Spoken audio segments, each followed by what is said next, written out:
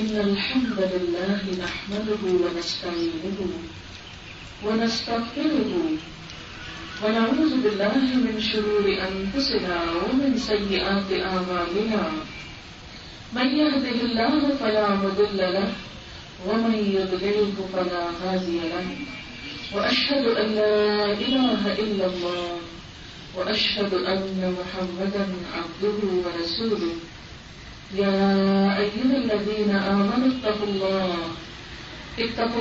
حق تقاته ولا تموتن إلا وأنتم مسلمون يا أيها الناس اتقوا ربكم الذي خلقكم من نفس واحدة وخلق منها زوجها وبث منهما رجالا كثيرا ونساء واتقوا الله الذي تساءلون به والأرحام إن الله كان عليكم رقيبا يا أيها الذين آمنوا اتقوا الله حق تقاته يا أيها الذين آمنوا اتقوا الله وقولوا قولا سديدا يصلح لكم أعمالكم ويغفر لكم ذنوبكم ومن يطع الله ورسوله فقد فاز فوزا عظيما. بے شک تعریف اللہ تعالیٰ کے لیے ہے، ہم اسی سے مدد چاہتے ہیں، ہم اسی سے اپنے گناہوں کی معافی چاہتے ہیں، ہم اپنے نفس کے شک اور اپنے اعمال کی برائیوں سے بچنے کے لیے اپنے آپ کو اللہ کی پناہ میں دیتے ہیں۔ حقیقت یہ ہے کہ جس کو وہ ہدایت دے اس کو کوئی بھٹکا نہیں سکتا، اور جس کو وہ بھٹکا دے اسے کوئی سیدھا راستہ دکھا نہیں سکتا، اور میں اس بات کی گواہی دیتا ہوں کہ اللہ کے سوا کوئی معبود نہیں، اور یہ کہ محمد صلی اللہ علیہ وسلم اللہ کے بندے اور اس کے رسول ہیں۔ اے لوگوں جو ایمان لائے ہو اللہ سے ڈرو، جیسا کہ اس سے ڈرنے کا حق ہے، اور تمہیں موت نہ آئے مگر اس حال میں کہ تم مسلمان ہو۔ اے لوگوں اپنے رب سے ڈرو جس نے تمہیں ایک جان سے پیدا کیا، اسی سے اس کا جوڑا بنایا، اور ان دونوں سے بہت سے مرد اور عورتیں دنیا میں پھیلا دیے۔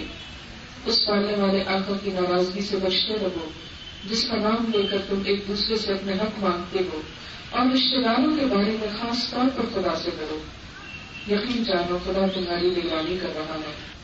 اے لوگوں جو ایمان لائے ہو اللہ سے ڈرو اور سیدھی بات کیا کرو، اللہ تمہارے اعمال کی اصلاح کر دے گا اور تمہارے گناہوں کی معافی کا پردہ ڈال دے گا، اور جو اللہ اور اس کے رسول کی اطاعت کرے گا وہی عظیم الشان کامیابی پائے گا۔ معزز خواتین، اس وقت میں نے چند آیات قرآن پاک کی آپ کے سامنے پڑھی ہیں، اور اس سے پہلے رسول خطبہ پڑھا ہے۔ جو کچھ بھی اس وقت آپ کے سامنے میں نے پڑھا ہے یہ صرف دین کے ایک حصے کو انٹرپریٹ کرتا ہے۔ اس محفل میں وہ ایک چھوٹا سا چراغ جلانے کے مترادف ہے۔ بات یہ ہے کہ ہم اس دنیا میں وہ مخلوق ہیں انسان ہونے کے ناطے کہ جن کو اللہ تعالیٰ نے عقل اور شعور دیا ہے۔ بے شمار مخلوق ہمارے دائیں بائیں آگے پیچھے موجود ہے دن رات، لیکن ان سب میں اگر ہم اپنی حیثیت کو دیکھیں تو اللہ تعالیٰ کا کتنا بڑا احسان اور کتنا بڑا انعام ہے ہم سب پر کہ اس نے ہمیں انسان پیدا کیا، عقل سے نوازا، اللہ تعالیٰ کی نعمتیں ہمارے لیے بنائی۔ خلق لکم ما فی الارض جمیعا، تمہارے لیے ہے جو کچھ بھی زمین میں ہے سارے کا سارا۔ اگر سوچا جائے کہ کون سی چیز ایسی ہے جو ہم استعمال کر رہے ہیں، جو ہم دیکھ رہے ہیں، جس سے ہم ڈائریکٹلی یا انڈائریکٹلی فائدہ اٹھا رہے ہیں، ان میں سے کون سی چیز ایسی ہے جو خود بن گئی، یہ کسی چانس سے اتفاق کا نتیجہ ہے، یہ خود ہی ہمارے پاس پہنچ گئی؟ کوئی بھی چیز ایسی نہیں۔ ہم سب کو اللہ نے جو عقل دی ہے اس کو استعمال کرنا، سوچنا اور اس بات پہ غور کرنا کہ ہم سب یہاں کیوں ہیں اس دنیا میں، ان سب کے لیے ضروری ہے۔ مثلاً اگر میں آپ سے یہ پوچھوں کہ آج آپ سب یہاں کیوں ہیں اور آپ یہ کہیں ہمیں نہیں معلوم، تو یہ جواب کافی نہیں ہوگا اور یہ جواب درست نہیں ہوگا۔ آپ اپنے گھر کے کام کاج چھوڑ کر یہاں جو آ کر بیٹھے تو کوئی وجہ ہوگی بیٹھنے کی۔ ایک شخص بازار میں گھوم پھر رہا ہے، آپ اسے روک کے پوچھتے کہ آپ یہاں کیوں آئے، تو وہ کہے گا پتہ نہیں کیوں آیا؟ کس نے بھیجا؟ مجھے نہیں معلوم. یہاں کے بعد کہاں جاؤ گے یہ بھی نہیں پتا.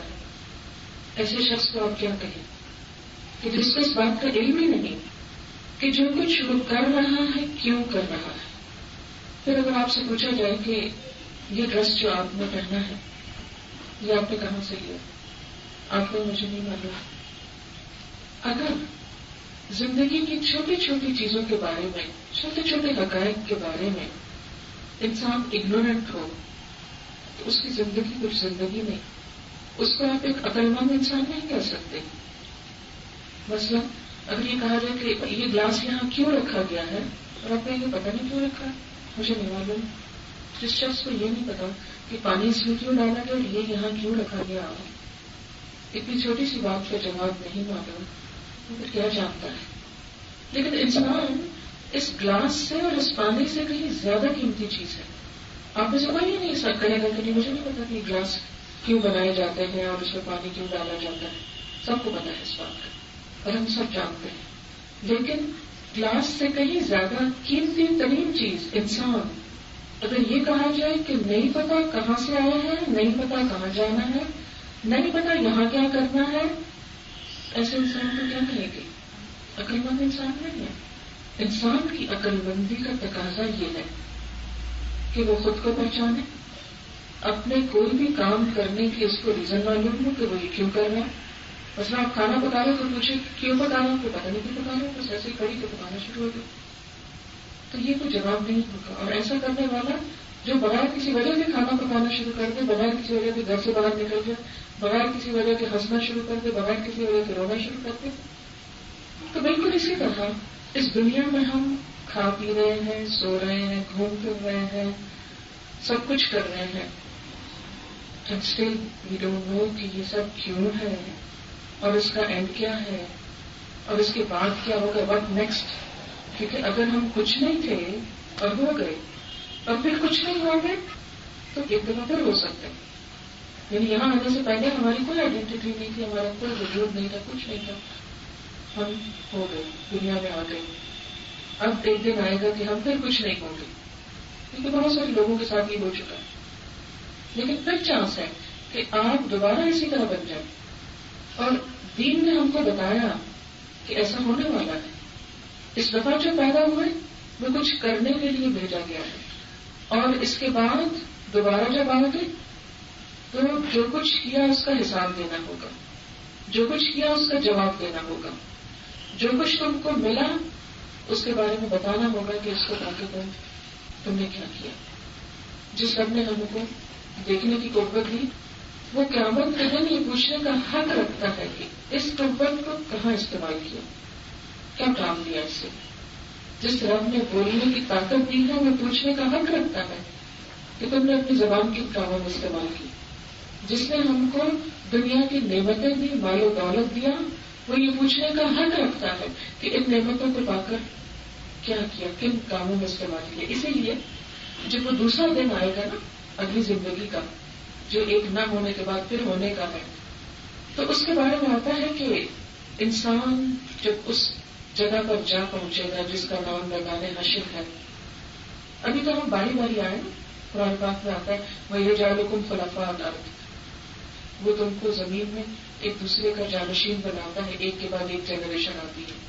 ہمارے دادا کی جنریشن آئی، نے باپ کیا، پھر ان کے بچوں کی، تو ایک کے بعد ایک جنریشن، ایک کے بعد دیگرے آ رہی ہے. عربی میں اس کے لیے لفظ خلیفہ استعمال ہوتا ہے. اللہ تعالیٰ نے حضرت آدم کو جب پیدا کرنا چاہے تو فرشتوں سے کہا کہ میں زمین میں ایک خلیفہ بھیج رہا ہوں.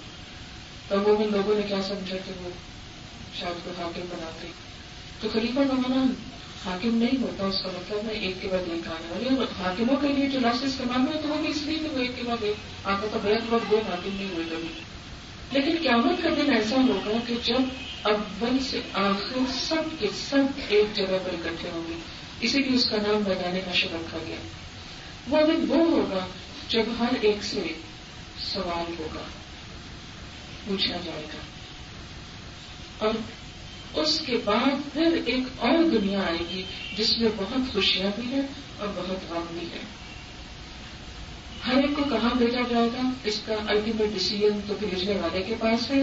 لیکن اس نے ہمیں دنیا میں بتا دیا کہ اگر تم ہمیشہ کی خوشیاں چاہتے ہو تو کچھ کام ہے جو میری مرضی کے مطابق کر کے آؤ تو وہاں پہنچاؤ گا، اور اگر میرا انکار کرو گے، مجھے ناراض کر کے پہنچے تو وہ نہیں ملے گا، وہ سب کچھ۔ اب یہ ہے کہ وہ سوال کون سے ہیں جو ہم سب سے پوچھے جانے والے۔ آپ صلی اللہ علیہ وسلم نے فرمایا کہ انسان کا قدم حشر کے میدان سے ہل نہیں سکے گا، ٹل نہیں سکے گا، اٹھ نہیں سکے گا جب تک کہ وہ ان سوالوں کے جواب نہ دے دے۔ اور وہ کون سے سوال ہیں کہ زندگی کس کام میں گزاری، تمہاری پرائرٹیز کیا تھی، تمہارے شوق کیا تھے، تمہارا مقصد کیا تھا دنیا میں رہنے کا، تم نے وہاں کیا کیا۔ دوسرا سوال ہوگا خاص طور پر جوانی میں کیا کیا، جب تم اپنی پوری طاقت اور شعور اور ہوش حواس رکھتے تھے، جب سب کچھ سمجھتے تھے کہ بائیں ہاتھ کا کھیل ہے، اس میں کیا کیا، زندگی کا جو بہترین حصہ تھا اس کو کس کام میں لگایا۔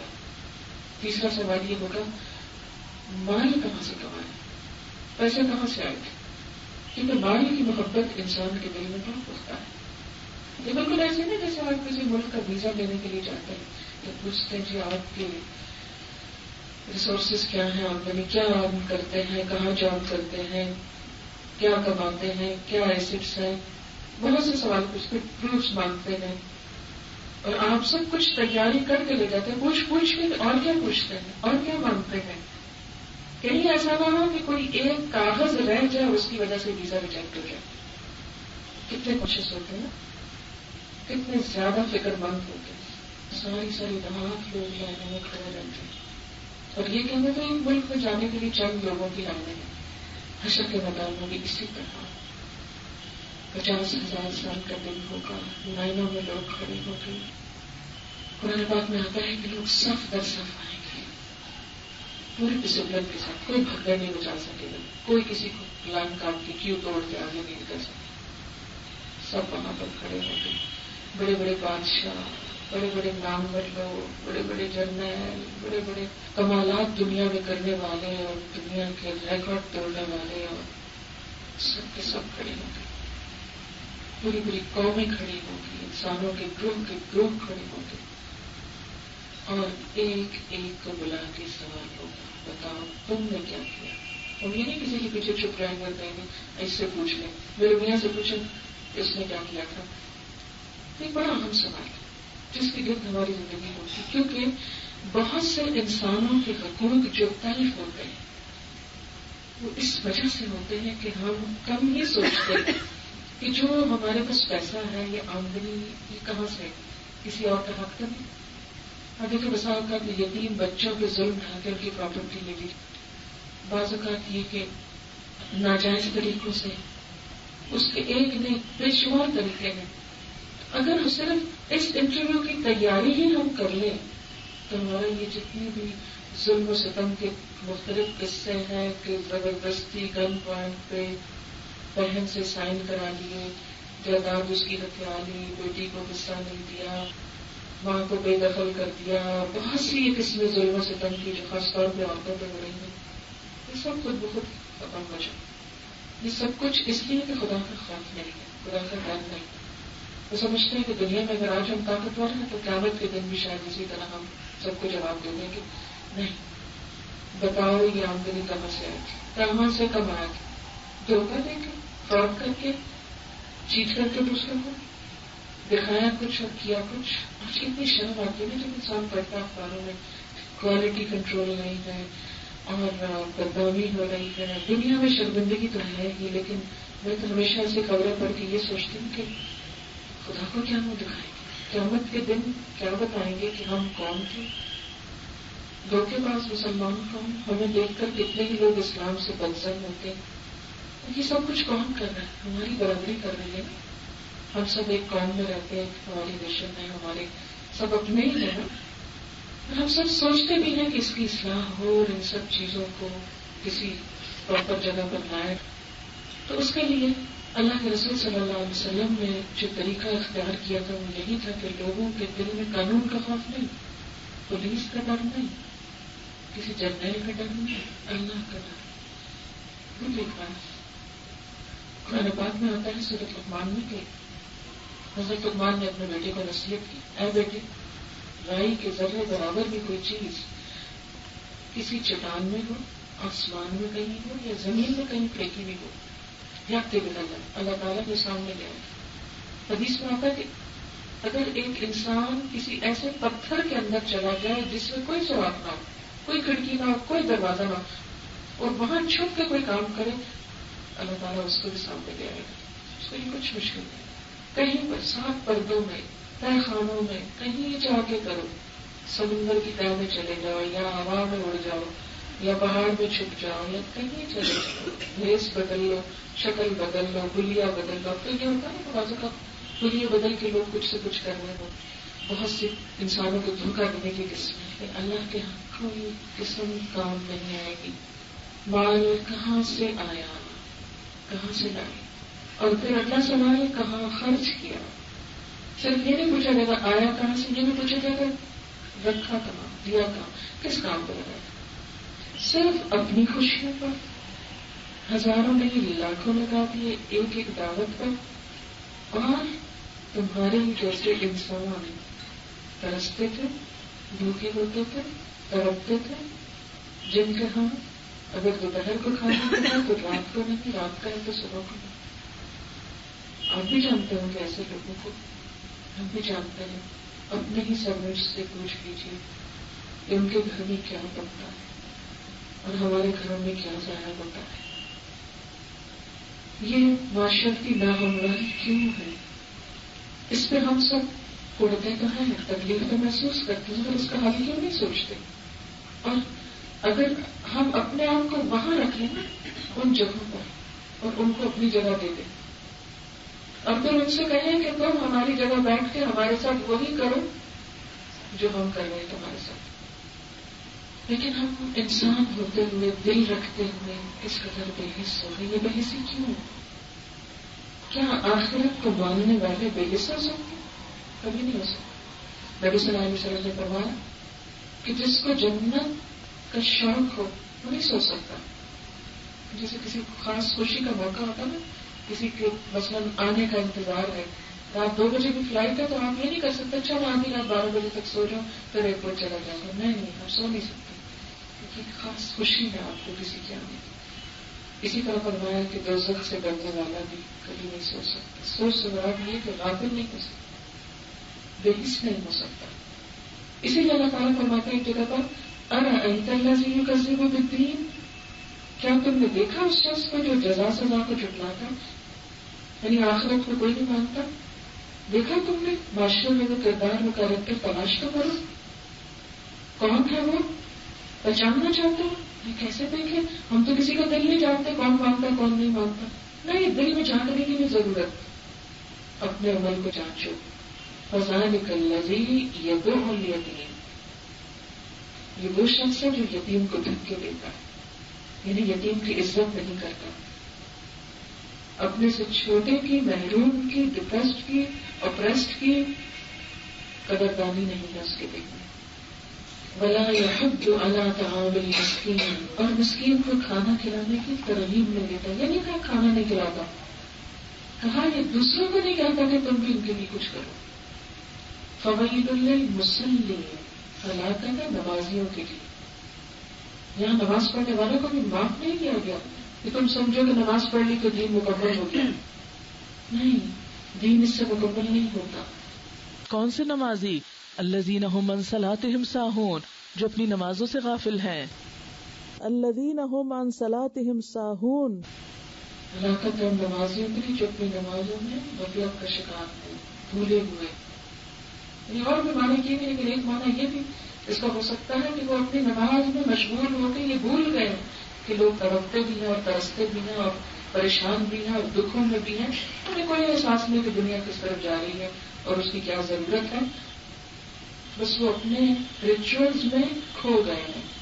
الذین هم یراؤن، جو صرف دکھانے کے کام کرتے ہیں، جہاں نام بھری ہو، شہرت ہو، ظاہری دین کی باتیں ہوں، آگے بھاگ بھاگ کے آگے ہیں، اور جہاں دین کسی قربانی کا تقاضا کرے، کچھ مانگے ہم سے، وہاں ہم منہ موڑ جائیں۔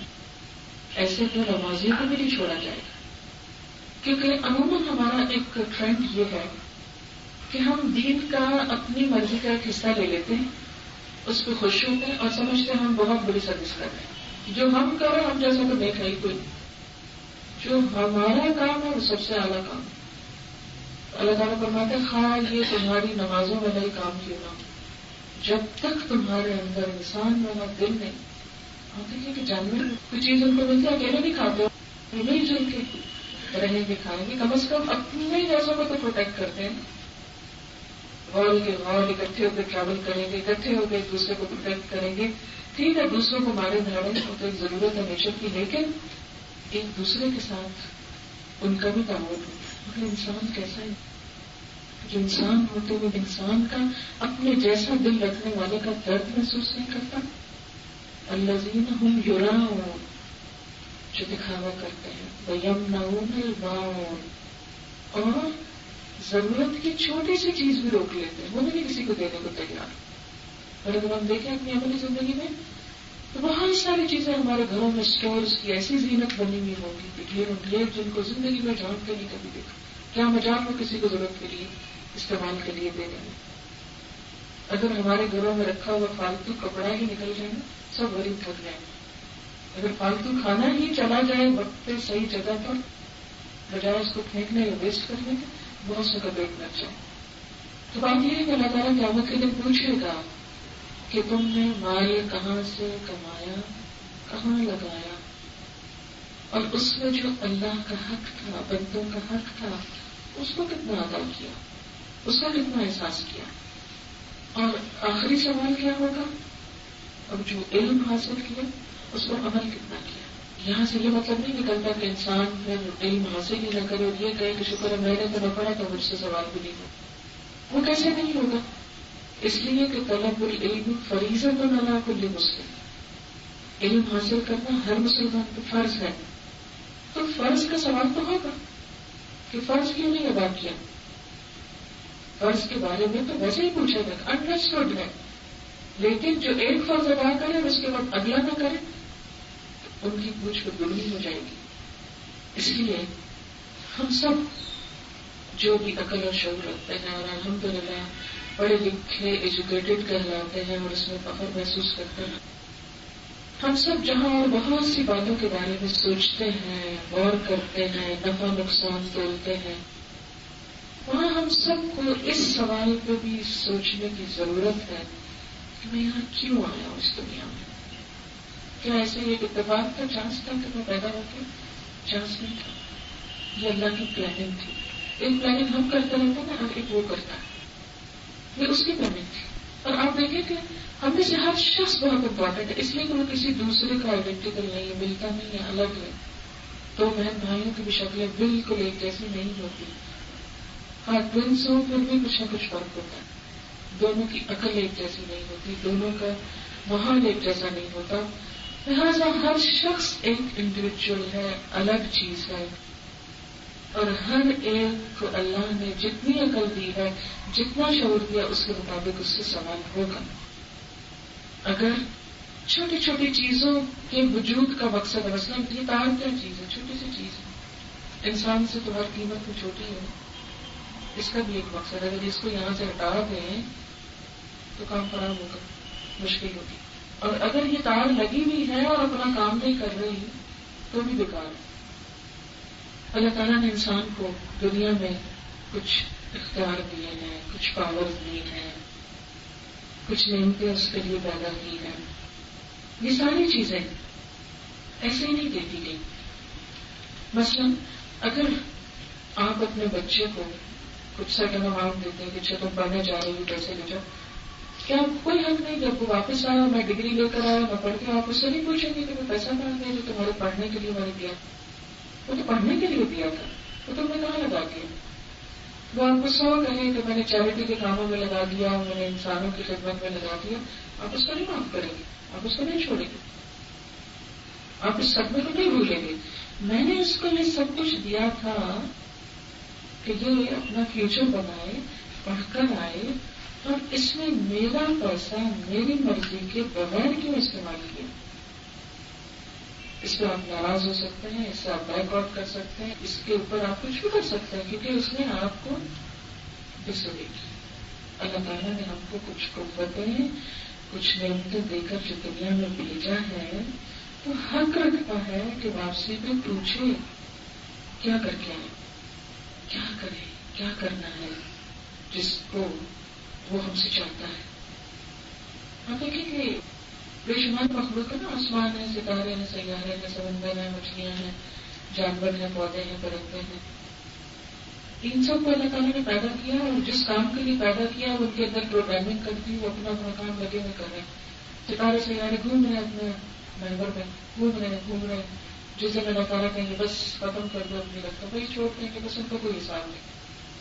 وہ کیوں گھوم رہے ہیں؟ انسان کی خاطر گھوم رہے ہیں، روشنی کر رہے ہیں، مختلف فائدے پہنچا رہے ہیں جو انسان کو بعض اوقات نظر بھی نہیں آتے.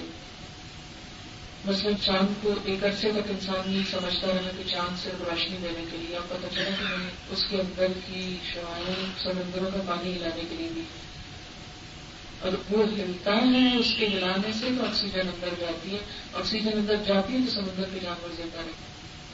بڑے عرصے بعد انسان کو پتا چلا، لیکن وہ لگا ہوا ہے عرصہ دراز سے یہ کام کرنے کے لیے. سانپ کو دیکھ کے ہم سب ڈر جاتے ہیں، ہم سمجھتے ہیں بڑی بیکار چیز، اس کو تو مار ہی ڈالو. ہماری ڈالتے ہیں، چھوڑتے تو نہیں اگر ہمارا بس چلیے ہمارے قابو آ جائے. لیکن وہ ہماری زمین کا زہر چوستے رہتے ہیں، اندر گھس کے دلوں میں، سب مٹی کے اندر اس کو سک کرتے رہتے ہیں. اگر وہ اپنا کام کرنا چھوڑتے تو زمین کو چبانے کے قابل نہ رہتے. اسی طرح بے شمار مخلوق یہ سب کیا کر رہی ہے؟ جو ان کے اندر پروگرامنگ کر دی گئی، یہ ہے تمہارا کام، یہ کرنا، وہ کر رہے ہیں. جب وہ ان کا رول ختم ہو جائے گا، ان کی ضرورت ختم ہو جائے گی، وہ بھی ختم ہو جائے گا، ان کا کوئی حساب نہیں. کیونکہ ان کی اپنی کوئی مرضی نہیں بیچاروں کی. چاند کی اپنی کوئی مرضی نہیں، سورج کی کوئی مرضی نہیں، لاکھوں سال سے روز غروب ہو رہا، روز غروب ہو رہا، ایک چکر میں چل رہا ہے. جب آخری دن ہوگا کل یجری لاجل مسمى، ایک متعین مدت تک کے لیے یہ کام کر رہے ہیں. جس دن وہ ٹائم پیریڈ ختم ہوگا ان کی رفتار بھی رک جائے، اسٹاپ، اور ہر چیز کو اسٹاپ کر سب ختم ہو جائیں گے. سے نہیں پوچھا جائے گا کہ تم نے کتنے دن چکر کاٹے، کیا کیا کیا نہیں کیا، بس ختم. ایک بکری کی زندگی کس لیے ہے کہ انسان کو غذا فراہم کرے اور ہم اس کو استعمال کر لیتے ہیں. قیامت کے دن اس سے نہیں پوچھا جائے گا تم نے زندگی کس کام میں گزاری. تو یہ آنا چڑھتے کھاتے پیتے اس لیے کہ مجھے گوشت بنا دے کھانے کے لیے، وہ ختم، میں نے اپنی زندگی کا مقصد پورا کر. اسی طرح ہوائیں ہیں، بادل ہیں، بارشیں ہیں، ساری بیچاری مخلوق لگی ہوئی ہے 24 گھنٹے لگی ہوئی ہے انسان کی خدمت میں. جب دنیا ختم ہوگی یہ سب سرکل ختم ہو جائے گا اور کوئی حساب. لیکن جس انسان کے لیے یہ سب کچھ بنایا گیا وہ بیکار نہیں ہے. اس کو اچھے برے کی تمیز دی گئی ہے، لیکن ساتھ ایک آزادی بھی دی گئی، ایک سرٹن لیول تک اس کو چوائس دی گئی وہ اچھا کرے یا برا. اور ساتھ ہی اللہ تعالیٰ نے یہ بھی بتا دیا وَمَا خَلَقْتُ الْجِنَّ وَالْإِنسَ إِلَّا لِيَعْبُدُونِ، میں نے جن و انسان کو اس کے سوا کسی اور کام کے لیے پیدا نہیں کیا کہ وہ میری عبادت کریں.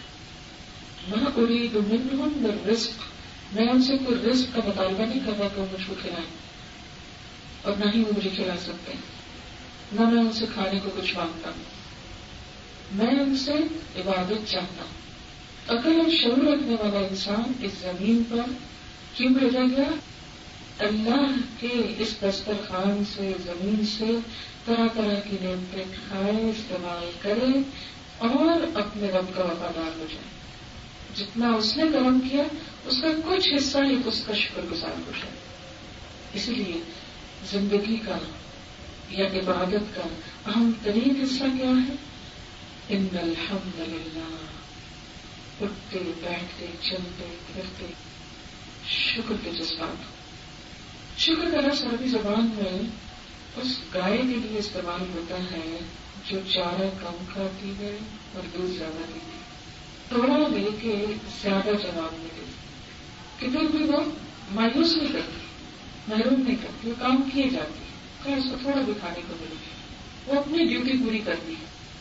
انسان کے لیے شکر کیا ہے کہ رب جس حال میں رکھے ہماری مرضی کے مطابق ہم کو مل جائے، زیادہ مل جائے، تھوڑا ملے، کچھ بھی ہو، شکر ادا کیا جائے.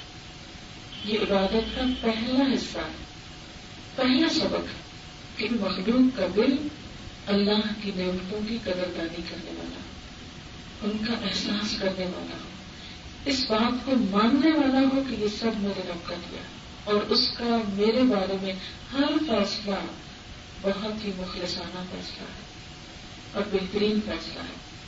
میں اپنے رب سے کسی حال میں ناراض نہیں ہوں، مجھے کوئی شکوہ نہیں، جو اس نے دیا ہے بہت کچھ دیا.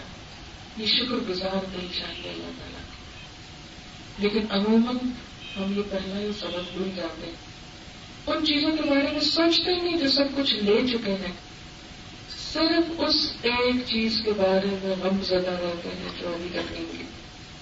اور ہمارے خیال میں چھوٹی سی عقل کے مطابق وہ ہمارے لیے بہت ضروری ہے، اس کے بعد کمپلیٹ نہیں دیتے. بس اگر کسی کے پاس اولاد نہیں تو زمانے کے مظلوم کہلائیں گے کہ ہماری زندگی کمپلیٹ نہیں ہے. اگر بیٹی ہوگی تو بیٹا نہیں تو مصیبت رہی ساری زندگی، اور اگر دوسری چیز نہیں تو ساری زندگی حسرتیں اور آگے بڑھتے رہے تو بڑے مظلوم ہو گئے، بڑے ہی دکھی ہیں، بڑے غمزدہ ہیں. اور مساوقات جن کے پاس بیٹے بھی ہیں بیٹیاں بھی ہیں، انہوں نے کوئی اور غم لگایا ہوا خود کو کہ مثلاً کوئی بیٹا یا بیٹی ان کی مرضی کے مطابق کام نہیں کرتا یا ان کو خوش کرنے کے کام نہیں کرتا. اور اگر یہ بھی چیز پوری ہو گئی تو کوئی اور غم لگایا ہوا ہے کہ رزق ہماری مرضی کے مطابق نہیں مل رہا، ہم کو ہماری مرضی کا گھر نہیں مل رہا، ہم کو ہماری مرضی کی جگہ نہیں مل رہی، ہماری مرضی کا کھانا نہیں ملتا. اگر کسی کے پاس یہ بھی آ گیا تو اس نے کوئی اور غم پال لیا، ساری زندگی غم بناتے گزر گئی، ایک کے بعد ایک فکر کرتے، ایک کے بعد ایک پریشانی اٹھاتے، اور کسی وقت اللہ کی رضا پہ راضی ہی نہیں، کسی وقت اس کی نعمتوں کو دیکھتے ہی نہیں. اگر انسان کہیں اور نہ دیکھے، صرف اپنے ہاتھوں کو ہی دیکھ لے، کیا بڑی نعمت اس نے بنائی، ایک ایک جوڑ کو کیسے رکھا، کتنی آرام کے ساتھ ہم موومنٹ کرتے ہیں، چیزیں پکڑ سکتے ہیں، رکھ سکتے. سوچے خدا نخواستہ اگر صرف یہ ہاتھی نہ ہوتے، سب کچھ ہوتا، ساری نعمتیں ہوتی ہیں ہمارے پاس، اولاد، ماں، شوہر، بچے، سب کچھ، زندگی کی ہر نعمت، اور صرف یہ دو ہاتھ نہیں. صرف امیجن ہی کر لیں کیا چیز ہوتی. لیکن ہم کبھی زندگی میں خیال نہیں کیا اللہ تعالیٰ شکر ہے تو نے یہ ہاتھ دیا اور یہ کام کر سکتے ہیں، پکڑ سکتے ہیں، کھانے کے قابل ہوں، خود کو سنبھالنے کے قابل ہوں. تو جو انسان شکر گزار ہونا چاہتا ہے اس کے لیے تھوڑی سی نعمت بھی بہت ہو جاتی ہے، اور جس میں ناشکرہ ہے اس کو سب کچھ مل گیا تو وہ اپنے رب کے بارے میں نہیں سوچا. حضرت ایوب علیہ السلام کے بارے میں آتا ہے کہ دنیا کے امیر ترین انسان تھے، لیکن جب انہوں نے اللہ کی بات بتانی شروع کی تو لوگوں نے وہ حجت بازی کی کہ تمہارے پاس تو سب کچھ ہے، تم اللہ اللہ نہیں کرو گے تو اور کیا کرو گے. بات تو یہ ہے کہ اگر تم پہ کوئی مصیبت آئے تو پھر بھی تم اللہ کو یاد کرو. تو ان کا تو میں پھر بھی اللہ کو یاد کروں. تو وہی کہ ایک آزمائش آ گئی، بیمار ہو گئی، اسکن ڈیزیز ہو گئی، اتنی زیادہ کہ کوشش پاس نہیں آتا تھا، بیوی، بچے، نوکر، یہ سب دنیا چھوڑ گئی اور کوئی کام کرنے کے قابل نہ رہے کہ اپنے مال متا کو سنبھال ہی سکتے. کہتے ہیں مویشی مر گئے، فصلیں سوکھ گئی، مال متا ختم ہو گیا. تو کہتے ہیں کہ اللہ تو جانتا ہے کہ جب تو نے مجھے سب کچھ دے رکھا تھا، میں نرم گرم بستر چھوڑ کر رکھتا تھا، تیرے حضور کھڑا رہتا تھا عبادت کا، لیکن اس وقت مجھے اپنے مال کی، بچوں کی، مختلف چیزوں کی فکر بھی ساتھ ہوتی تھی. آج جب تو نے سب کچھ لے لیا تو میرے اور تیرے بیچ میں کوئی بھی نہ رہا. اب مجھے تیری عبادت میں پہلے سے زیادہ لطف آ گیا، میں تیرا شکر گزار کرتا ہوں. یہ بھی کرنے بھی نہیں کہا کہ اللہ مجھے ٹھیک کر دے، بس صرف عاجزانہ انداز میں کہتے ہیں انی مسنی الضر وانت ارحم الراحمین.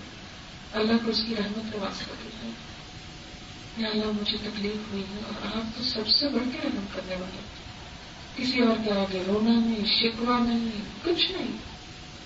کہتے کہ اللہ تعالیٰ ان کی اس شکر گزاری سے اتنا خوش ہوئے کہ قرآن پاک میں آتا پہلے سے بھی دگنا عطا کیا. بائبل کی روایت میں آتا ہے کہ ان کے پاس سونے کے پتنگ کے وہ لوگوں کے لیے ایک مثال بن گئی، ایک انہونے طریقے سے دنیا ان کے اوپر پلٹ پڑی، پہلے سے بھی زیادہ نعمتیں لوٹ آئی. اللہ تعالیٰ ان بندوں کی مثال کیوں دیتے ہیں قرآن میں؟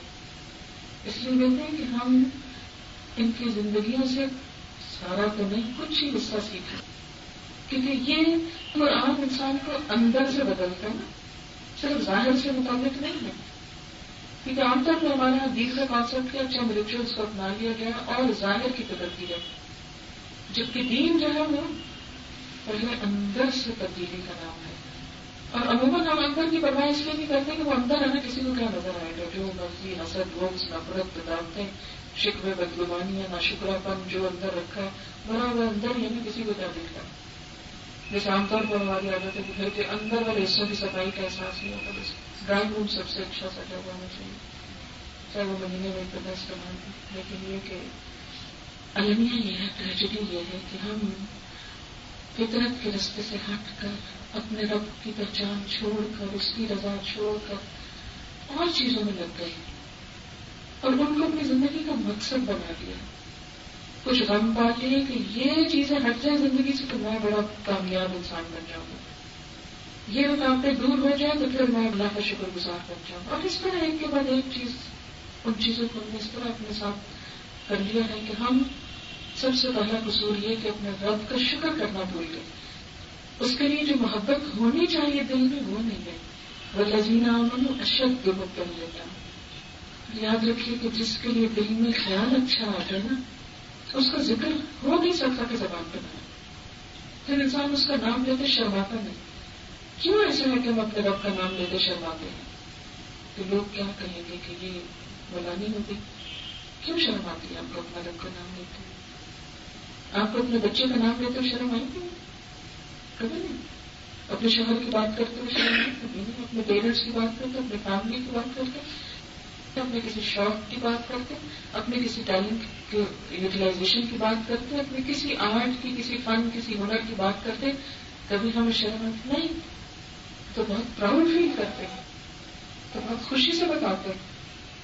لیکن یہ اتنا بڑا کھڑی ہے کہ اللہ کو مانے انسان اور اس کی پہچان ہو جائے اور اس کی محبت دل میں آ جائے، پھر اس کا نام لیتے شرم آئے. کیوں شرم آئے؟ اس کا ذکر خلوت میں بھی جلوت ہوگی، تنہائی میں بھی اس کے یاد اور سب کے بیچ میں بیٹھ کے بھی اس کی بات. یہ نہیں کہ انسان مسلط ہو جائے دوسروں کے سر پہ، لیکن یہ ہے کہ چھوٹی چھوٹی چیزوں میں اللہ کی شکر گزاری کا اظہار. الحمدللہ، اللہ کا احسان کہ اس نے یہ نعمتیں دی. اب دیکھیں کہ ہماری زندگی کیوں دوبھر اور بد مزہ ہو جاتی. کبھی آپ نے غور کیا کہ آپ ہسبینڈ وائف بیٹھے ہوئے ہیں، کیا گفتگو کر رہے ہیں؟ عموماً پریشانیوں کی گفتگو نہیں ہو رہی ہوتی. میں نے تو اپنے قریب ترین بہت سارے لوگوں کا آس پاس دیکھا، میں دیکھا کہ کٹھے بیٹھتے ہیں تو کیا بات ہے، فکر ہی فکر ہو رہی. کیوں ایسا ہے؟ اس لیے کہ رب پہ بھروسہ نہیں ہے، اس کی مدد کا یقین نہیں. کہیں بیٹھے ہیں کیوں غم زدہ ہے؟ جس دل میں اللہ کی محبت ہوتی ہے وہاں غم نہیں آتا، ہر چیز اللہ پہ ڈالتی. کہ سب سے مضبوط ذات ہے، سب سے بلند ترین ہے. اللہ الصمد، ایسی بے مثال چیز کہ اس جیسی کوئی ہے نہیں، وہاں تک کہ پہنچ نہیں سکتا. وہ سب کچھ کرنے کو قادر ہے. ایک آیت جو قرآن کے ہر سپارے میں آتی ہے ان اللہ علی کل شیء قدیر. تو انسان جب اللہ کا شکر گزار ہوتا ہے، اس کا ذکر کرنے والا ہوتا ہے، اس کو یاد کرنے والا ہے، اس پہ بھروسہ کرنے والا ہوتا ہے، اس کی تو شخصیت ہی بدل جاتی ہے. اس کو وہ خوشی اس دنیا میں نصیب ہوتی ہے جو کسی اور چیز سے نصیب نہیں ہوتی. نہ بہت زیادہ دولت کے آنے سے وہ خوشی ملتی ہے، نہ بہت نام ملنے سے، نہ کوئی اور چیز ملنے سے. اس کے لیے سب سے بڑی خوشی یہ ہوتی ہے کہ وہ جہاں بیٹھتا اس کا دل اللہ کی یاد میں دھڑکتا ہے، چمکتا ہے. اسی لیے قرآن پاک میں سورۃ نور میں کہا تھا کہ اللہ نور السماوات والارض مثل نورہ کمشکاۃ فیہا مصباح المصباح فی زجاجہ الزجاجۃ کأنہا کوکب دری یوقد من شجرۃ مبارکۃ زیتونۃ لا شرقیۃ ولا غربیۃ یکاد زیتها یضیء ولو لم تمسسہ نار نور علی نور یہدی اللہ لنورہ من یشاء. چیز جب اس کی اور جو کچھ ہمارے پاس ہے وہ بھی اس کا، تو ہماری زندگی میں خوشی کیسے آ سکتی ہے جب ہم اسی کا احسان نہ مانیں، اسی کو اندر نہ آنے دیں، اسی کے قرب کی تلاش میں نہ نکلیں. لہٰذا اس کا نور تو ہر طرف ہے. یہ الگ بات ہے کہ ہم اپنے دل کے دروازے کھولیں تو وہ سمائے اس میں. اسی لیے بندہ مومن کا دل ایک چراغ کی طرح ہوتا ہے. وہ نور بندہ مومن یعنی اللہ کی معرفت اور پہچان اور قرب وہ ایمان والوں کے دل میں آ جاتا ہے، اور پھر وہ اس کی اپنی ذات کو بھی روشن کر دیتا ہے اور اس کا آس پاس بھی روشن کر دیتا ہے. یہی روشنی انسان کو اس دنیا میں چاہیے، یہی قبر میں چاہیے، یہی حشر میں چاہیے، یہی آخرت میں چاہیے. ہم سب کے بغیر جی سکتے ہیں. آج مجھے ایک خاتون کا سبب فون آیا، وہ اپنی زندگی کے کچھ واقعات سنا رہی تھی. کہنے لگی کہ میں نے اللہ کو بہت قریب پایا ہے اپنے. انفیکٹ ان کا جو ختم قرآن کا رمضان ہے اس کا والد چوری ہو گیا. پہلی دفعہ وہ اپنی بہن کو ساتھ لائی تھی تو اور صرف اس لیے لائی تھی کہ وہ ذرا دکھانا چاہتی تھی کہ قرآن کیا چیز ہے. اور سب کچھ اچھا ہو لیکن جاتے جو پیسے چوری ہوئے تھے وہ کام خراب ہو گئے. یہ قرآن کی مجلس ہے جہاں لوگ چوریاں کرنے آتے ہیں. ہر شخص اپنے ایمان کے ساتھ آتا ہے. کچھ آ کے علم کے موتی سے بیٹھتا ہے اور کچھ ایمان کما کے جاتے ہیں. آج ہم بڑی خوشی سے کہتی ہوں چونکہ میں نے اپنا دکھ آپ کو بتایا تھا، آپ خوشی میں بتانا چاہتے ہیں. وہ کہتی ہیں کہ مجھے کسی خاص کمپنی کی بات کر رہی تھی کہ وہاں سے کچھ لوگ خود میرے پاس آئے اور مجھے 36,000 کا آرڈر ملا ہے. اور میں صرف آپ کو اپنی خوشی میں شریک کرنا چاہتی ہوں کہ میں نے بہت صبر کیا اس وقت کہ یہ ہوا. اور اب چونکہ مجھے آؤٹ آف بلو یعنی بغیر کسی اس کے توقع کے اتنی بڑی خوشی ملی ہے. کہنے لگی کہ نہ میرے پیرنٹس ہیں، میرے شوہر نے مجھے بیٹھے بیٹھے ڈیورس کر دیا، نہ میرے بچے ہیں، نہ میرا سسرال ہے، میں آل الون ہوں. بہن نے شاید ایک دو، اور کیونکہ نہ میرے آگے کوئی نہ پیچھے. لیکن اس ساری بے سہارا پن میں میں نے جس طرح اپنے رب کو قریب پایا ہے. اور کہتی کہ میں کبھی سوچتی ہوں کہ میں خوش قسمت انسان ہوں جس سے سب کچھ چھوٹ گیا ہے مگر اس کا رب مل گیا. کہ مجھے اگر دنیا میں اور سپورٹس بہت ہوتی تو شاید میں اپنے رب کو بھول جاتی، مجھے ضرورت ہی نہ محسوس ہوتی. لیکن جب ایک کے بعد ایک نے چھوڑا بالکل تنہا رہ گئی. ہستی میرے کام آئی تھی کہ کوئی ایمان لانا چاہے تو مجھے دیکھ کے ایمان لیا ہے کہ کس طرح میرے رب نے مجھ کو سنبھالا جبکہ میرے لیے کوئی کچھ نہیں تھا. انسانی دنیاوی سہارا نہیں، کیونکہ ایسے وقت میں بہن کا انسان چھوڑ جاتا ہے. اگر ہو جن کے پاس سب کچھ ہو کے بہت دوست ہوتے ہیں، جن کے پاس کچھ نہ ہو تو کوئی دوست نہیں ہوتا. انسان بھی آنکھیں دیکھ جاتے ہیں. لیکن ایک دوست جو کبھی آنکھیں نہیں دیکھتا، جو ہر وقت دیکھتا ہے اللہ کی ذات ہے، جو اس کو تھام لے مضبوط ترین سہارے کو تھام لیتا ہے. لیکن اس کو تھامنے کی قیمت کیا ہے کہ کوئی اور ملے کہ نہ ملے وہ نہ جائے، کوئی اور راضی ہے ہمارا اور اس کو بھی ناراض کرے. وہ ہماری پرائرٹی نمبر 1 پوچھے. اس کے بعد اس کا حکم میں مانوں گی، اس کا کہنا اس بات سے وہ ناراض یہ نہیں میں کروں گی. وہ یہ چاہتا ہے ٹھیک ہے کسی قیمت پر بھی میں کروں گی. اور میرے صحابہ کرام نے اپنی جانیں دی، بے دیر دی. کیسے دے دی جانیں دی؟ کیونکہ ان کو پتا تھا کہ اس کو دے کے اگر رب مل جائے تو یہ پھر مرنا بھی نہیں ہے تو زندگی ہے. جو اس کے لیے جان دے دیتا ہے نا اس کے لیے موت ہے ہی نہیں. اسی لیے شہیدوں کو کیا کہتے ہیں؟ ان کو مردہ بولو بھی نہ. انہوں نے مجھے جان دی ہے، وہ مردہ نہیں. کتنا بڑا احساس ہے کہ جو اپنی جان اس کا سپورٹ کر دے اس کے لیے موت جیسا بھیانک لفظ نہیں ہے. وہ مر کے بھی زندہ ہے، یہ اس کی قدردانی ہے نا. لیکن ایسا کیوں ہے کہ ہم اسی کو کچھ دیتے ہوئے ڈرتے ہیں، اسی کی طرف قدم بڑھاتے ہوئے ڈرتے ہیں، اسی کا سہارا تھامتے ہوئے ڈرتے ہیں. یہ دراصل ہمارا دشمن ہے شیطان جو ہم کو ڈراتا ہے، خوف دلاتا ہے.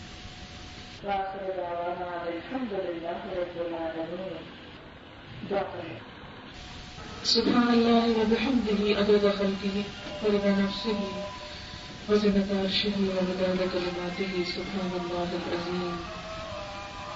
اللهم صل على محمد وعلى آل محمد كما صليت على إبراهيم وعلى آل إبراهيم إنك حميد مجيد. اللهم بارك على محمد وعلى آل محمد كما باركت على إبراهيم وعلى آل إبراهيم إنك حميد مجيد. ربنا آتنا في الدنيا حسنة وفي الآخرة حسنة وقنا عذاب النار. ربنا لا تزغ قلوبنا بعد إذ هديتنا وهب لنا من لدنك رحمة إنك أنت الوهاب ربنا هب لنا من أزواجنا وذرياتنا قرة أعين واجعلنا للمتقين إماما یا حی یا قیوم برحمتک نستغیث. یا اللہ پاک جو کچھ ہم نے پڑھا ہے تو اپنی رحمت سے اسے قبول فرما. جو بات تیری مرضی کے مطابق ہوئی ہو ہمیں اس پہ عمل کی توفیق عطا فرما. جو بات تیری مرضی کے خلاف ہوئی ہو ہم سب کو اس سے دور کر دے. ہمیں سیدھے راستے کی ہدایت دے دے. ہمیں اپنے پسندیدہ بندوں میں شامل کر لے. اپنے نیک صالح بندوں میں شامل کر لے. یا اللہ ہمارے گناہوں کو معاف کر دے. ہم پر اپنی رحمت فرما. ہمیں ہمارے نفس کے شر سے بچا. یا اللہ تو اپنی محبت عطا کر, اپنے پہ توکل عطا کر, اپنا شکر ادا کرنے والا بنا, اپنی اطاعت کرنے والا بنا. یا رب العالمین ہم سب کو چھوڑ کر تجھے کو سہارا سمجھو. یا رب العالمین تیری محبت ہر چیز سے بڑھ کر ہمارے دل میں پیدا ہو جائے. یا اللہ ہم سب کے خوف سے نکل کر تیرے خوف میں آ جائیں. یا رب العالمین تو ہمیں اپنا قرب نصیب فرما. یا اللہ تو ہمارے گناہوں کو معاف کر دے. سب بیماروں کو صحت کاملہ عطا فرما. سب دکھی لوگوں کے دکھ دور فرما. یا رب العالمین ہمارے بچوں کو ہماری آنکھوں کی ٹھنڈک بنا. ہمارے شوہروں کو ہماری آنکھوں کی ٹھنڈک بنا. ہمارے گھروں میں سکون اور خوشیاں پیدا کر دے. ہمارے بچوں کو دنیا اور آخرت کی کامیابیاں نصیب فرما. یا رب العالمین مسلمانوں کے درمیان باہم اتفاق اور محبت پیدا کرتے. یا اللہ ہمارے ملک سے جہالت اور غفلت دور فرما, بے حسی دور فرما. یا اللہ سچا ایمان پیدا کرتے جو تجھے مطلوب ہے, جو تجھے پسند ہے. یا اللہ ہمارے والدین پر اپنی رحمت فرما. یا اللہ اس گھر پر اپنی خیر و برکت نازل فرما.